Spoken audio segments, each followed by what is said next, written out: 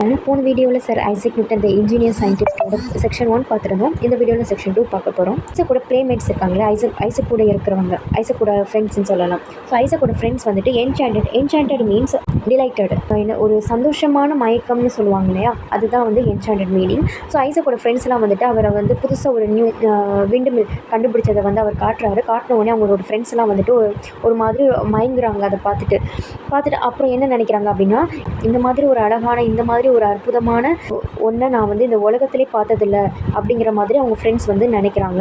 அதுக்கப்புறம் அவரோட ஃப்ரெண்ட்ஸில் ஒருத்தர் வந்துட்டு, ஆனால் ஐசக் அப்படின்னு சொல்லி கேட்குறாங்க, நீ வில்ல சார்ந்து இருக்கிற ஒரு திங்கை நீ மறந்துட்ட அப்படின்னு சொல்கிறாங்க.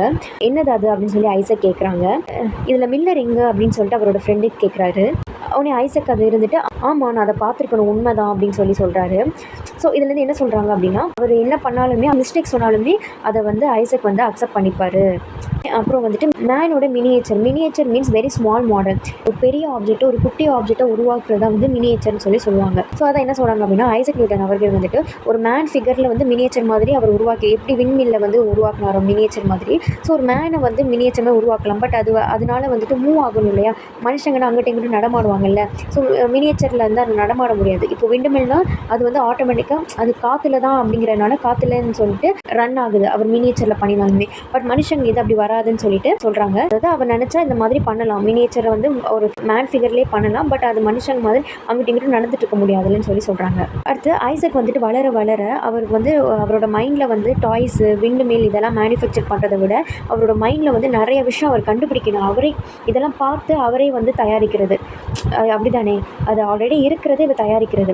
அவர் வந்து அவர் நாட்களில் அவர் வந்து வளர என்ன நினைக்கிறாரு அப்படின்னா, இந்த முக்கியமான விஷயங்களையும் வந்துட்டு நம்ம கண்டுபிடிக்கணும், நிறைய விஷயங்களை பற்றி நம்ம தெரிஞ்சுக்கணும் அப்படின்னு சொல்லி நினைக்கிறாரு. அவருக்காக 1 டே ஃபுல்லாக அவருக்கு கொடுத்தாலுமே அவர் வந்து என்ன பண்ணுவார் அப்படின்னா, மேத்தமெட்டிக்ஸோட சில புக்ஸு இல்லைனா இயற்கையோட தத்துவங்கள் இதோடு தான் அவரோட மைண்ட் வந்து என்கேஜாக வச்சுருப்பார். அப்புறம் நைட் டைமில் அவர் என்ன திங்க் பண்ணலாம் அப்படின்னா, அவர் வந்துட்டு ஸ்டார்ஸை பார்த்துட்டு க்யூரியாசிட்டி மீன்ஸ் ஈகர்னஸ், ஒரு ஸ்டார்ஸை வந்துட்டு ஒரு ஆர்வத்தோடு பார்த்துட்டு நம்மள மாதிரி இதுவும் வந்துட்டு உலகத்தில் இருக்குது அப்படின்னு சொல்லி ஸ்டார்ஸை பார்த்து நினைக்கிறாரு. அப்புறம் இது எர்த்துலேருந்து இவ்வளோ தூரத்தில் இருக்குதுன்னு சொல்லி நினைக்கிறாரு. அப்புறம் இதோட பவர் வந்து என்னவா இருக்கும் அப்படின்னு சொல்லி நினைக்கிறாரு. இவர் எந்த மாதிரி நடந்துக்கிறாரு அப்படின்னா, இவரோட ஏர்லி லைஃப்லேயே வந்துட்டு எந்த மாதிரி இவர்கிட்ட கொஸ்டின்ஸ் கேட்டாலுமே இவருக்கு வந்து இந்த உலகத்தில் இருக்கிறது எல்லாமே தெரிஞ்சுக்கணும் அப்படிங்கிற மாதிரி அவரை வந்து ப்ரெசென்ட் பண்ணிக்கணும்னு சொல்லி நினைக்கிறாரு.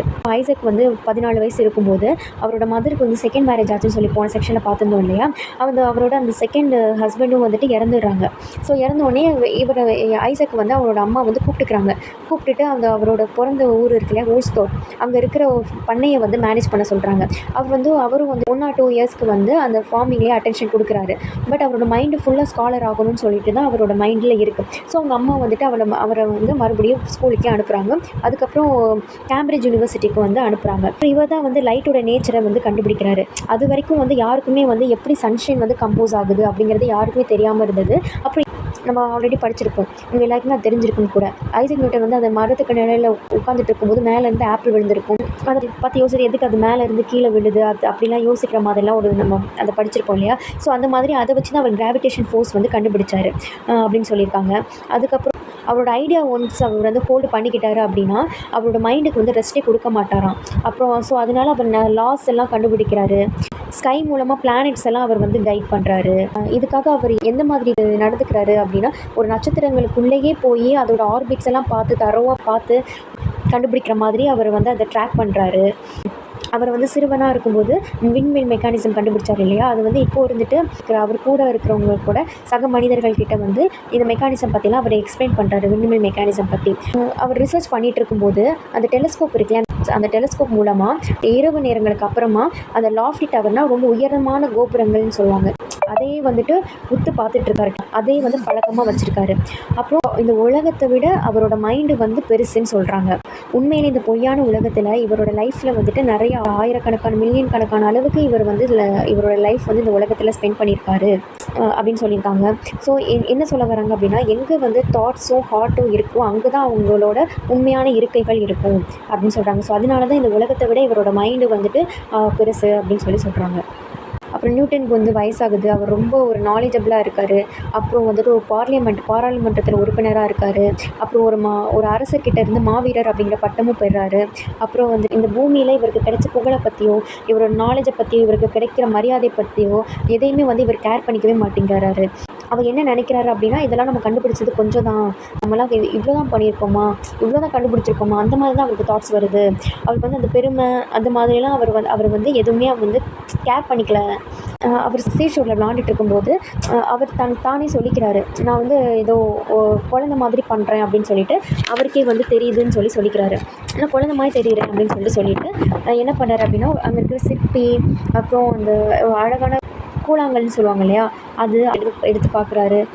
இந்த எல்லையற்ற கடலில் வந்து இதெல்லாம் முன்னாடி கண்டுபிடிக்காமல் இருக்குது அப்படின்னு சொல்லிட்டு அதை எடுத்துகிட்டு பார்க்குறாரு. அப்புறம் கடைசியில் 1727 அவருக்கு 85 ஏஜ் இருக்கும்போது சர் ஐசக் நியூட்டன் அவர்கள் வந்து இறந்து போயிடுறாங்க. இல்லைன்னா அவர் பூமியில் வந்து அவரே ஸ்டாப் பண்ணிக்கிட்டாரு, இந்த பூமியில் வாழ்கிறத அவர் ஸ்டாப் பண்ணிக்கிட்டாரு அப்படின்னு சொல்லலாம். சீஸ்டு மீன்ஸ் ஸ்டாப்டுன்னு அர்த்தம்.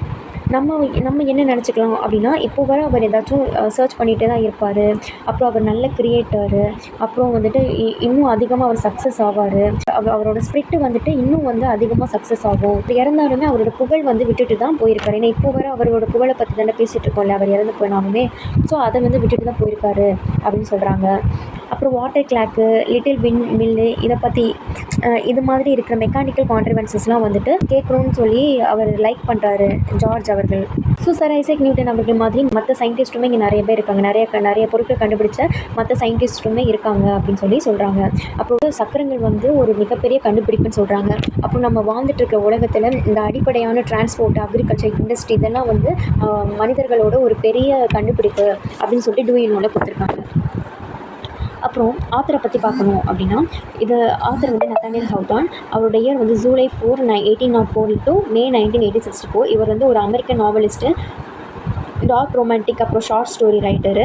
இவரோட ஒர்க்ஸ் வந்துட்டு ஹிஸ்ட்ரி, மோராலிட்டி, ரிலிஜன் இதை ஃபோக்கஸ் பண்ணி தான் இருக்கும். இவர் 1804 சேலமில் பிறக்கிறாரு. சர் ஐசக் நியூட்டன் அவர்களோட ஹிஸ்ட்ரி அண்ட் பயோகிராஃபிலேருந்து இருக்கிற உண்மையான ஸ்டோரிஸ்லாம் வந்துட்டு நத்தானியல் ஹவுதான்ஸோட புக்கில் வந்து பப்ளிஷ் ஆகிருக்கு அப்படின்னு சொல்கிறாங்க. தேங்க்ஸ் ஃபார் வாட்சிங்.